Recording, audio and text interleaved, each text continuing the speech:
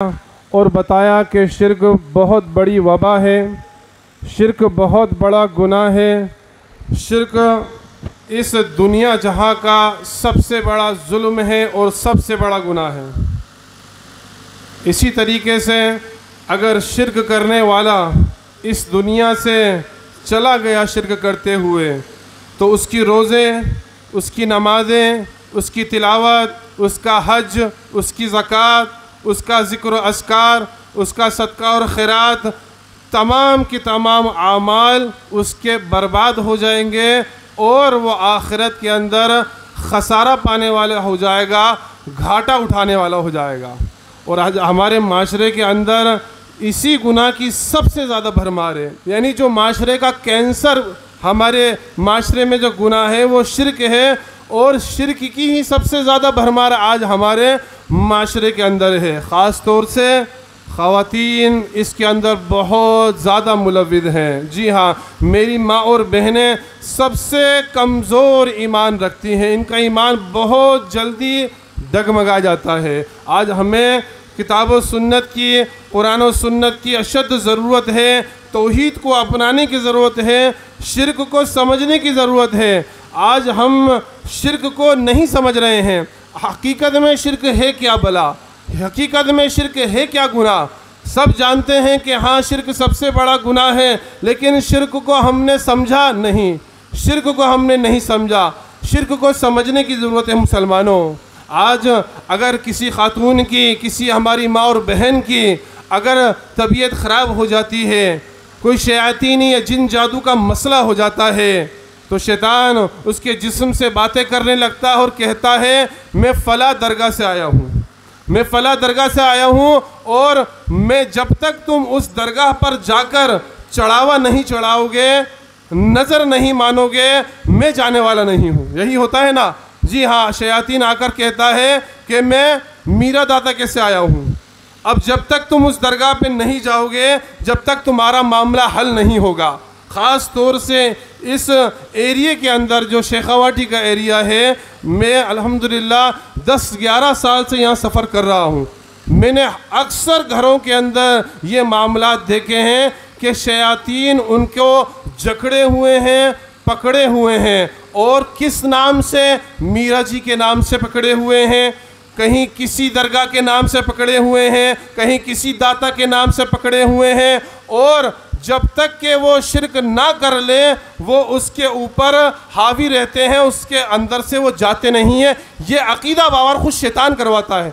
फिर जब ये दरगाह पर जाते हैं, बकरा मुर्गा चढ़ा देते हैं, चादर चढ़ा देते हैं, नारियल फोड़ देते हैं, तो शैतान उसको छोड़ कर चला जाता है। आज हमारे मुसलमानों का और हमारी मुसलमान माँ और बहनों का ये अकीदा हो चुका है। जबकि होता क्या है, मैं बात को तूल ना देते हुए मुख्तसर मैं बताऊंगा कि होता क्या है।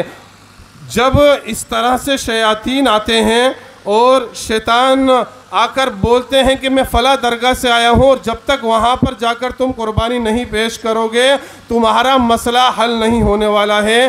तो हकीकत में ये होता है कि शैतान अपनी इबादत करवाने आता है, शैतान तुमसे शिर्क करवाने आता है। शैतान को हमारे से क्या चाहिए? उनकी दुनिया अलग है, हमारी दुनिया अलग है। शैतान को हमसे हमारा ईमान चाहिए, वो हमारा ईमान लूटने के लिए आता है। और हज़रत इब्ने मसूद रज़ियल्लाहु अन्हु की वो हदीस जो मशहूर हदीस है कि जब इब्ने मसूद रज़ियल्लाहु अन्हु घर के अंदर दाखिल हुए तो उनकी बीवी एक औरत से झाड़ फूंक करवा रही थी।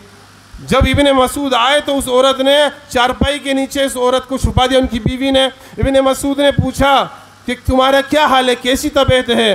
देखा धागा उनके गले के अंदर बंधा हुआ है। कहा ये धागा कैसा है? कहा इसके अंदर मेरे लिए दम किया गया है।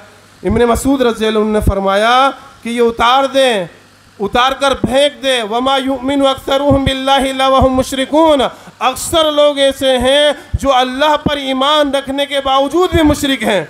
यानी उस धागे को, उस डोरे को शिर्क करार दिया इब्ने मसूद रज़ियल्लाहु अन्हु ने।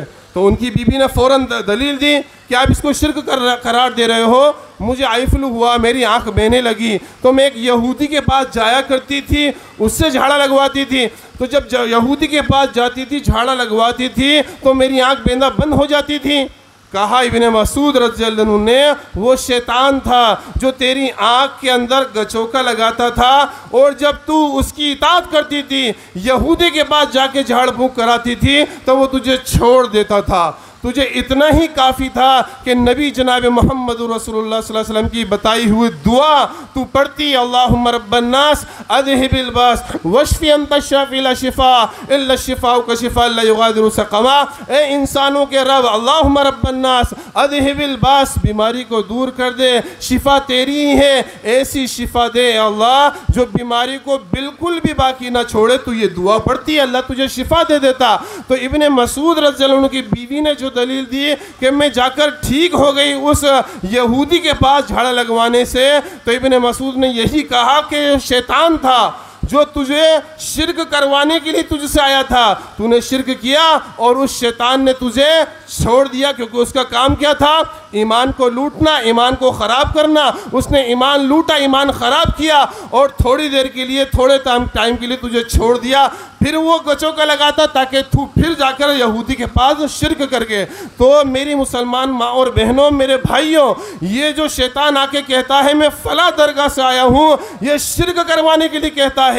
फिर हम जाते हैं उस दरगाह पर, उस कब्र के ऊपर जो है कुर्बानियाँ पेश करते हैं, मुर्गे ज़िबा करते हैं, चढ़ावा चढ़ाते हैं, तो शैतान कुछ टाइम के लिए दूर हट जाता है, क्योंकि उसका काम हमने कर दिया। जो वो चाहता था शिर्क करना, वो हम कर गुजरे।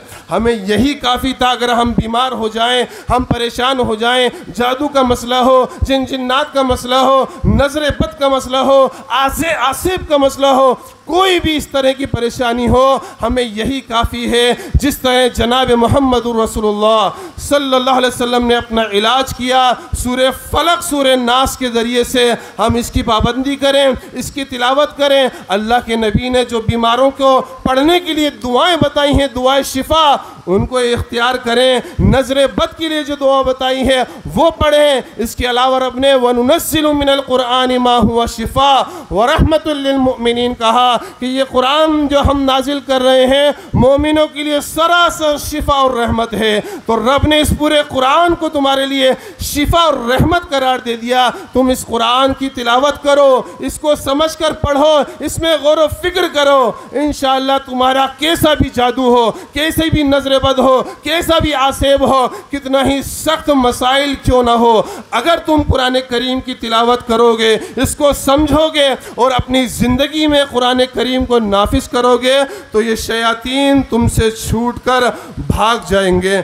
आखिर में मैं अल्लाह रब्बुल आलमीन से दुआ गो हूँ कि रब्बुल आलमीन इस प्रोग्राम को जिन जिन लोगों ने रचाया बसाया है, इसके लिए तकदो की है, इसके लिए कोशिशें की है, ए अल्लाह तो उनकी कोशिशों को कबूल फरमा ले। अल्लाह रब्बुल आलमीन जिन लोग